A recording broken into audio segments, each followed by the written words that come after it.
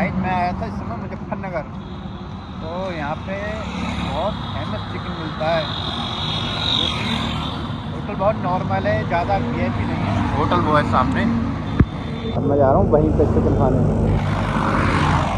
Normal है, ज़्यादा VIP hotel नहीं है, मैं जाना पसंद जा रहा हूँ। भाई ये आ गया अपना चिकन, यहाँ का फेमस चिकन है ये।